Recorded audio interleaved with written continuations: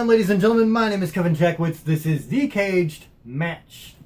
And this is a review for WWE Raw for October 21st, 2019. The first thing I'll say is this was a little bit better than the last couple of weeks. But saying something is better than absolute shit doesn't mean it's still not a little bit garbage, if that makes sense.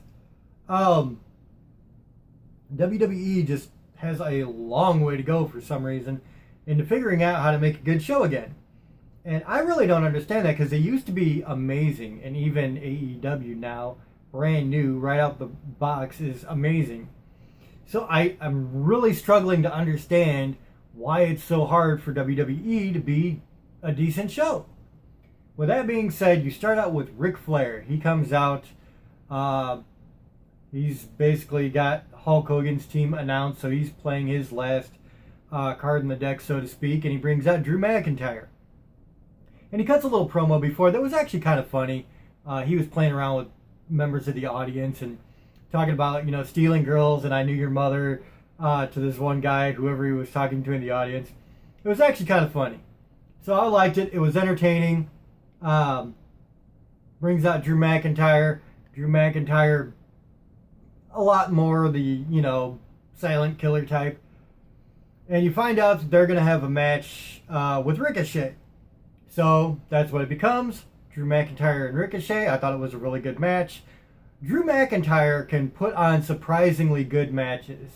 When it comes to in-ring style, I like somebody who can tell a story or somebody that can wow me with their, moveset. McIntyre, you would think, would be the big burly guy who's not really that agile in the ring, but you'd be wrong. Drew McIntyre, for a guy his size, can really move, pull off some amazing, aerial stunts. Seen him do a Spanish fly off the top rope. I mean, for a guy that big, he should not be able to move like he does, point blank. And Ricochet, of course, is just all over the place. He's absolutely phenomenal. The guy should have been in Cirque du Soleil. So, yeah, it was a good match, and at the end, McIntyre won, which is, I think, exactly what they should have done. As much as I love Ricochet, McIntyre, I really feel, has never been built as the beast he could be if they booked him right. And he's just coming back, so he needs the win. After that, Charlie interviews the OC. They are facing the Street Profits. And this interview was just kind of corny all over, to be very honest. Didn't do a whole lot for me. After that, you get an Alistair Black promo, where he's talking about, looking for somebody to fight. And then you get the second of only 2 matches in the first hour, and this was a complete squash match with a nobody local guy. Somebody they named Jason Reynolds. And it was a complete squash. He got a little bit of offense in, but Alistair Black just dominated the match. Hit Black Mask, takes the win. After that, starting up, I think the second hour was King's Court with Rusev. And, it was Rusev talking about Bobby Lashley getting in Lana's head, and he's going to crush him. And then you get Bobby Lashley and Lana on the Titantron. They're at a restaurant. Lana saying, "This is the restaurant you would never take me to." Rusev says, "I know what restaurant they're at. I'm going to go find them." After that, you get Andrade with Selena Vega, who cuts her best AJ Lee promo. It really sounded so much like she was trying to sound like AJ Lee. I like Selena Vega. Think she's really good. Think she's talented all over. Great talker. I think she's decent in the ring. But it was just, the comparisons were evident. After that is Sin Cara, who Andrade had put out on injury for a while, I guess. And then this is his first match back. Good match. Sorry, I'm getting a little tired. Andrade and Sin Cara, honestly, both super talented guys. I like the Lucha Libre style quite a bit. So it was fun. It was entertaining. At the end of the day, Andrade gets the win, which is probably what should have happened. He's, I think, a top-tier guy for sure. Especially since he's, taking English so, hardcore now. He's apparently really trying to learn English, so he can come across better with his promos, which is good. That's smart thinking. After that, you had Humberto Carrillo. He was watching Sin Cara versus Andrade. Charlie interviews him, and he says they were both good, but they're not me. And mentions he wants to be WWE Universal Champion, and mentions Seth Rollins. And if I was champion, I wouldn't have to burn things down. So kind of trying to pick a fight there. Then you get Street Profits promo, not talking about who they're going to bring out to the ring with them for the OC match. Then you get a bit with R-Truth and the Singh brothers. One of the Singh brothers was distracting him. The other one rolls him up, gets a 24/7 belt. And R-Truth is kind of playing off the fact that there's two of them. Then you get Viking Raiders versus Hawkins and Ryder. I mean, this is exactly what you would expect it to be. Hawkins and Ryder did get some offense in. They looked good for a bit. But you knew Viking Raiders was going to pick up the win, and that's exactly what happened. And one of the commentators actually called them the Viking Experience, which was their old name. And it's like they've gone through a few name changes pretty quickly because people hated that name, and I still hate this one. So I thought that was kind of funny. After that, you get Lashley, Lana. Some guy comes up to him in the restaurant, says Rusev is, possibly on the way. Lashley's like, I'm not worried about it. He's not going to show up anyway. And then you get Rey Mysterio. And he's in the ring doing a promo and gets cut off by Paul Heyman, who says, if Brock Lesnar was here, you wouldn't be saying anything. Blah, blah, blah. Shelton Benjamin comes out, says he's kind of pissed off that Cain Velasquez is in a title match with Brock Lesnar because Brock Lesnar beat up Rey Mysterio and they're somehow related. So Shelton Benjamin gets in the ring, starts shoving around Rey Mysterio, and says, does that mean I get a title shot now? And then he pushes him. He's like, that's a U.S. Championship match. Pushes him again, like that's an Intercontinental Championship match.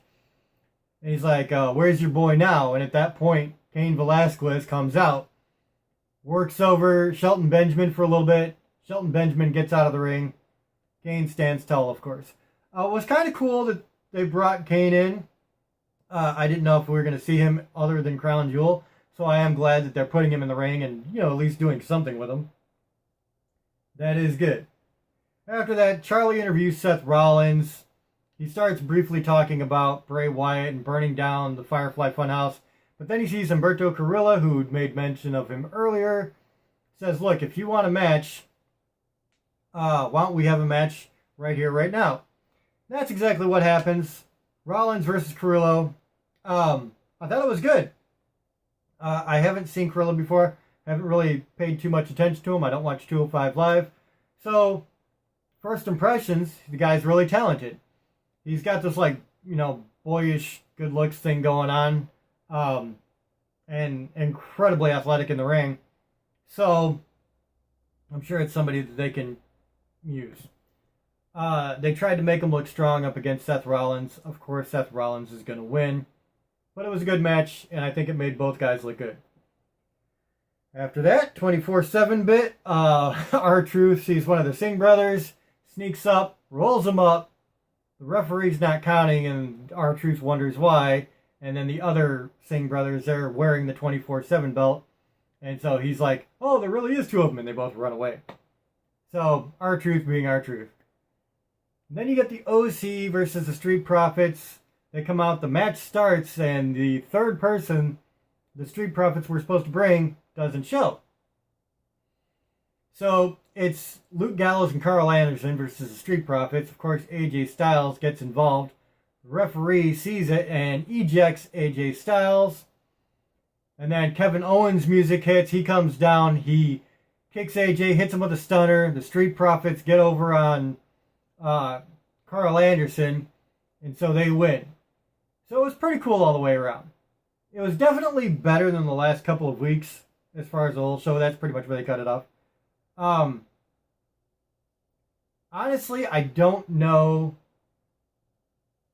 how much better, though, because there were still big issues with this And that's what I'm saying. Like, there just seems to be issues with WWE in trying to have a consistently entertaining show.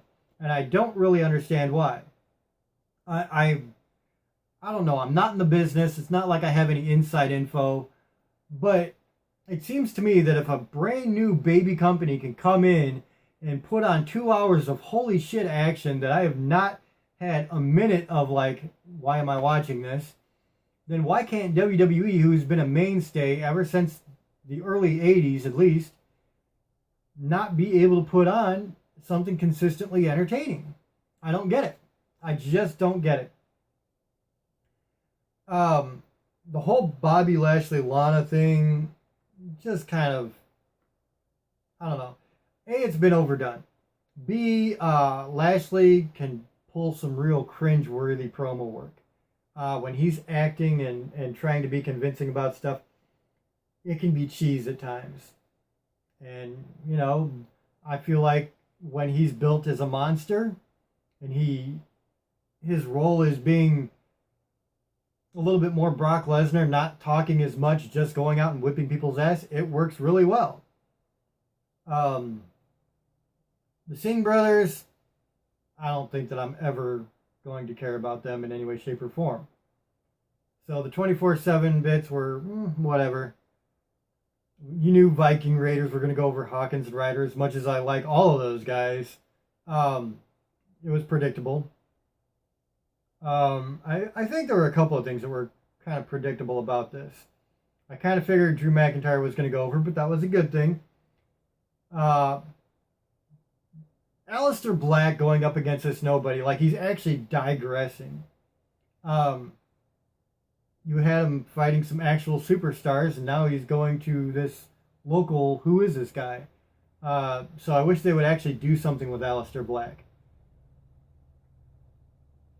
Other than that, I think everything was pretty good. The Ric Flair opening was actually funnier than I thought it was going to be. He actually had some good lines there. The first match was good. Street Profits and OC was pretty good. There was a lack of action tonight, though. There was a lack of actual matches. I think, actually, let me see here. 1, 2, 3, 4, 6 matches, and one of them was a squash match against a local nobody. And like I said, Viking Raiders, you kind of knew what was going to happen there. Humberto and Seth Rollins was pretty good. That was, I didn't know what to expect, so it was better than I expected, actually. I think overall I'm going to give it a 6 out of 10. It was a pretty good show. It wasn't a great show. It definitely wasn't something that, like, I have to tune in next Monday. It was alright. It kept me entertained. And that's kind of where it's at for me. So, ladies and gentlemen, that's Monday Night Raw for October 21st. Let me know what you guys think in the comments below. If you enjoyed this, hit the like button, subscribe, and share. My name is Kevin Jackowitz. Kaged Nation, out.